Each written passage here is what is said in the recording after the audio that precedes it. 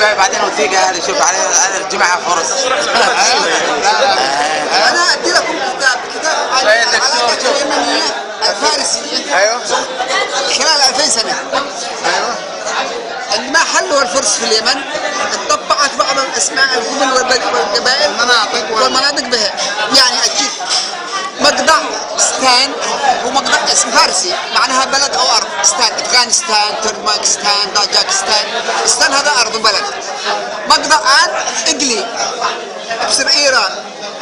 خوبان هذا قريه. الان هذا قريه.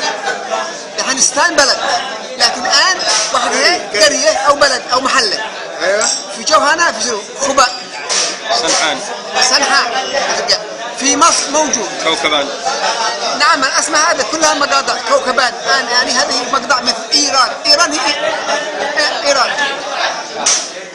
الحين اكيد بصير اليمنيين عندما هاجروا بعد من فارس من اليمن الى فارس. طيب همدان هانا وهمدان هانا. قلت لك الخريطه. هاي في ايران. في ايران همدان اكبر اقليم اسمه همدان عندهم. الحين تصير شوكة.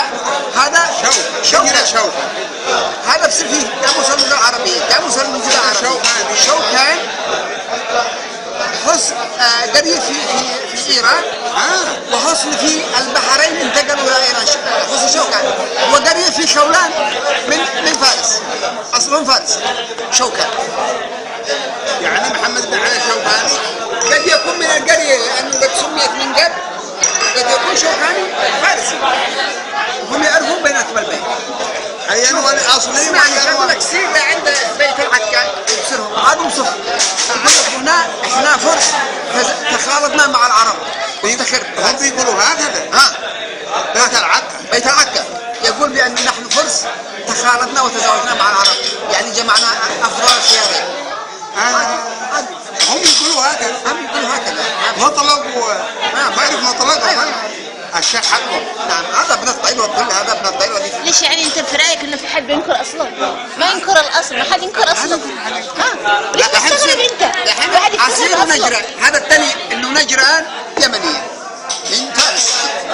حتى العادات نجران ادي لك في الخريطه. جرى خريطه جيزان في ايران جازان وهنا جيزان. يا دكتور يحدث حتى في اسرائيل نسمع في بعض عندنا مناطق يعني مثل حرموت.